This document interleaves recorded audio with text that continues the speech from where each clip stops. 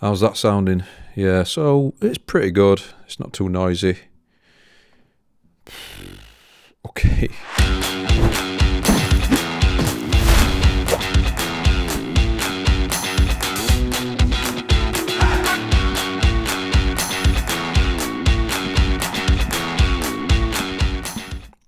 Okay, right. Let's do some video.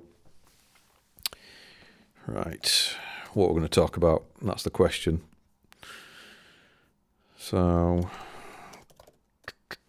let's ask ChatGPT 4. So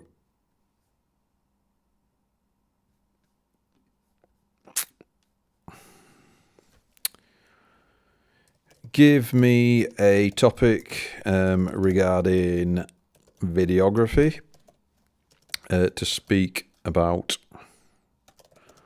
on my solo podcast, and let's see what we get. Okay.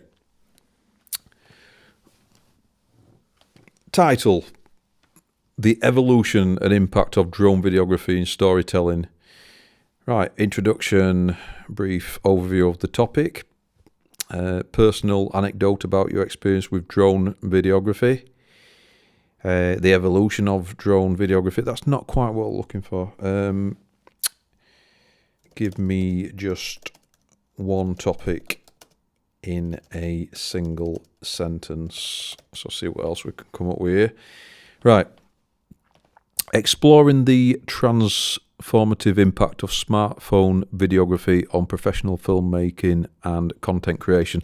That's a really interesting topic, actually, because especially the iPhone.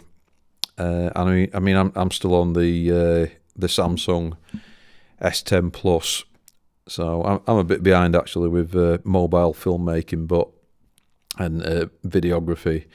But I think it's a good topic. It's close, and I think what they call him, Potato Jet. So Gene, watching one of his YouTube videos, and really interesting. He was showing the difference between I think one of the latest iPhones at the time, and was it an Ari or something like that? I can't remember. But it was one or the other. So it was a professional filmmaking camera versus the iPhone, and obviously Potato Jet could point out the differences, but it's like the lay person then might not be able to point out the differences. So I just found that really interesting, to watch that and that. I mean, obviously you've got a smartphone in a really small package. You've got the microphone on there as well, which is pretty good as well. And you're shooting in auto.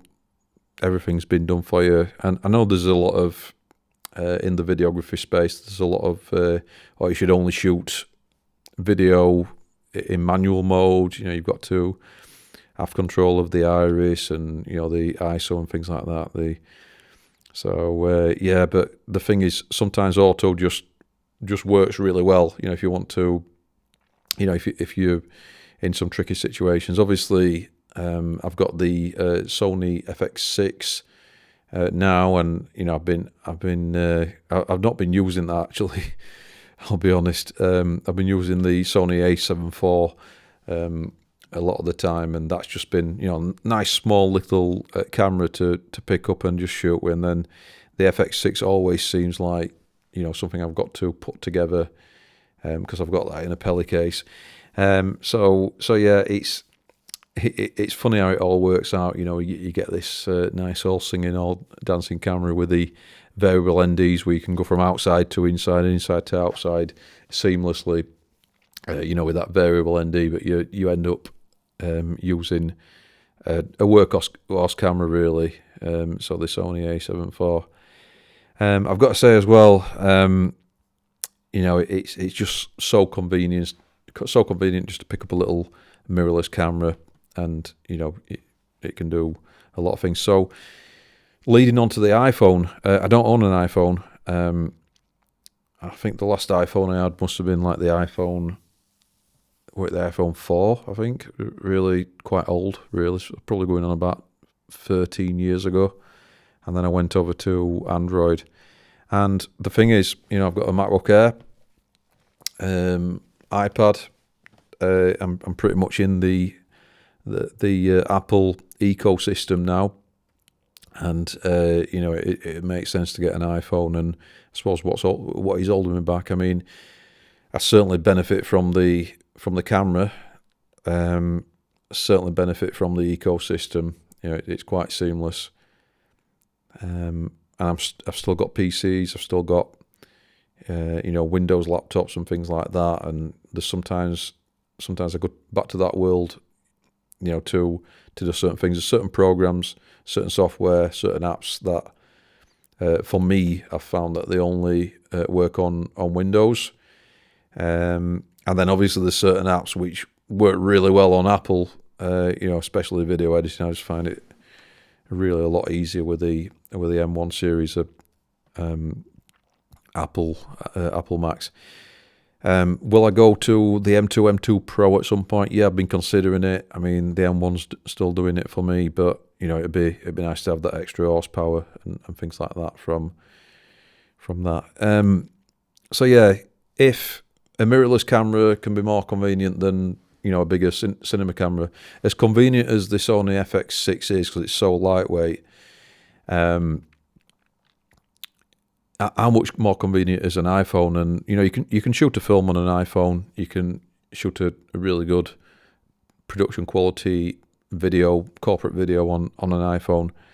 I'm sure, and I've seen it done. And a lot of the times, it's the skill of the videographer rather than the equipment. And obviously, the audio quality is really important. And the audio quality from the microphones on the iPhone seems to be, pretty much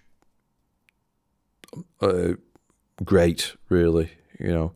I mean, yeah, you can have a Sennheiser 416, and those are going to give you a certain sound. And if you want really professional, clean audio, then I'd say invest in a professional microphone. I'm not saying a smartphone microphone is going to be all things to all people, but a lot of the times with microphones as well, you can use a really cheap lavalier mic, and as long as you get quite close and then tidy it up in post, with something like Adobe Audition, that's where you can really make it shine. And you can have a cheaper mic that sounds good. You can have an expensive mic where it's pretty much like raw audio. If you don't do that post production, that post audio production, that processing, then you're gonna have kind of a flat sound. It's a bit like raw photography. If you don't, a raw photo, if you don't do that kind of Lightroom with it, then you're not going to get necessarily the best results. So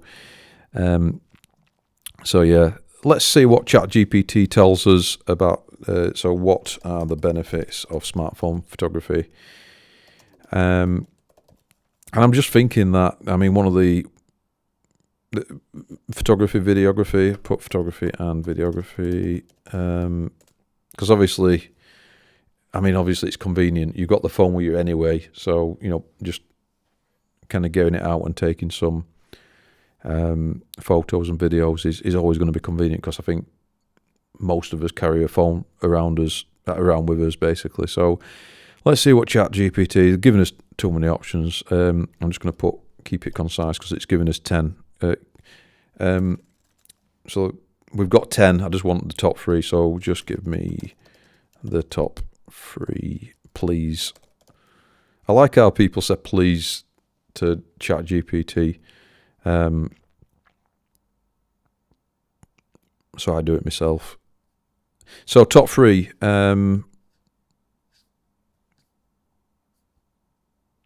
And I like how it's not just given me the top 3, as in 1, 2, and 3. It's actually done some kind of ordering in that, I think. So, okay, so number 1 is storytelling. I'd agree with that because it's all about the story. I mean, you can have the best camera in the world, and you can have a poor story.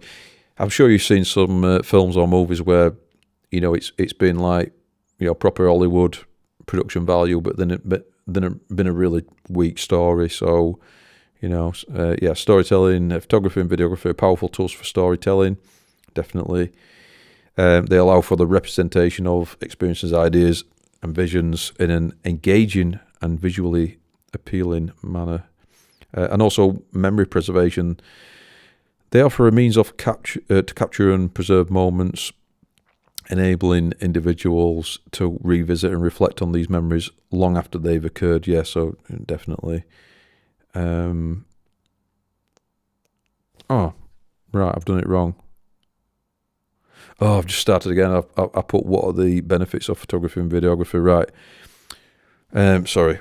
What are the benefits of using a smartphone for photography and videography? Right, okay. So I bet it's going to give me 10, and I want to get it down to 3. Right, yeah, it's giving me about 10, so give me 3, please. I always got to put that please on. It's still finishing. So top 3, just give me... Here are the top 3 benefits of using a smartphone for photography and videography. Right, number 1 is convenience and portability. Yep, obviously you're always carrying the phone anyway a lot of the time. Ease of use. People know how to use the phone, so they know how to use the camera. So, by extension, they can use it for that work. It's specifying that there's automatic settings. And there are some apps that you can get, like Film It Pro, where you can kind of disable the automatic mode and things like that. And I know, it's the settings. Pop a comment in if you're using the latest iPhone, and how are you finding that with video? Because I've heard that it's pretty good. Versatility. Modern smartphones come equipped with various camera lenses. Yeah, you've got a few lenses as well, haven't you? So wide, tight, things like that. You've got night mode, portrait mode, high resolution video recording, offering a wide range of creative possibilities. Yeah. So, yeah. Sounds good. Okay. Android versus latest iPhone. So I've got Android at the moment. I mean, I'm pretty happy with it, but so I'm going to ask ChatGPT. I currently use. I'll give ChatGPT as much information as possible. I currently use Android. I'm thinking of switching to iPhone. I like making videos. Which should I choose next? So I'm making it about my personal circumstances. I've not given ChatGPT all the details, like I've got Mark and that kind of thing. Right, so it's giving me lots of options again. Just give me 3. Give me 3, please. Right. So it gave me 6. I just want 3 reasons. So, video quality. iPhone is often commended for its superior video recording capabilities. Audience, is that true? That's what I want to know. If I want to get the best smartphone video, is it going to be the iPhone? That's what I want to know. Ecosystem, if you're using other Apple devices, such as an MacBook or iPad, an iPhone will integrate seamlessly with them. And then app availability. Some advanced video editing apps like iMovie and Luma Vision are only available on iOS. So it looks like ChatGPT is recommending that I get an iPhone next. So I'm just going to clarify that. Do you mean... I just want to know if ChatGPT will give me a recommendation. Do you mean that iPhone would be best for me? Obviously, it's all down to individual circumstances as well. So there's a little caveat there. Notice with ChatGPT saying if you've already got Apple devices, there's the ecosystem. Based on the information you provided, particularly your interest in making videos, an iPhone would indeed be a good choice for you. iPhones are known for their excellent video capabilities, including superior video recording, stabilization, and access to high-quality video editing apps.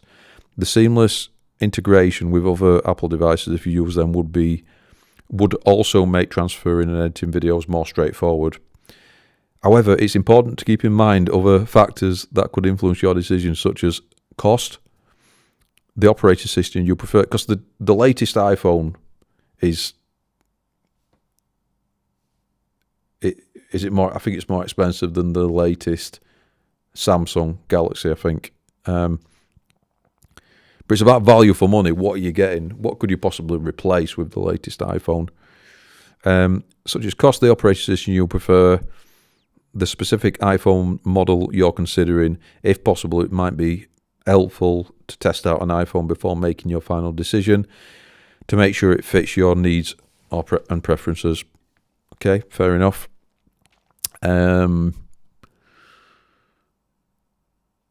Right, so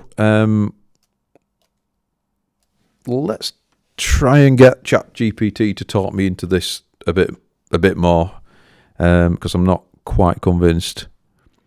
But I'm used to using my Samsung. How easy will iPhone be for me to learn? Sorry, bad grammar. I might ask ChatGPT to rewrite the grammar. Right, okay. Switching from Android to iOS can indeed involve a learning curve, but many users find the transition smooth after the initial adjustment period. Here's what you should consider. I'll just skim through all these because there's some explanations as well. So it's given me 6 reasons. Interface. I won't read the blurb around that. Interface, app similarities, online resources, Apple Store support. So they've got the geniuses. Settings and customization, file management. While there certainly will be new things to learn and adjustments to make, many people successfully make the switch between these 2 operating systems. Remember, learning to use a device effectively can take a little time, so be patient with yourself during the transition. Brilliant. I think I'm convinced. I think I'm switching to iPhone, so I think the next phone I get is iPhone.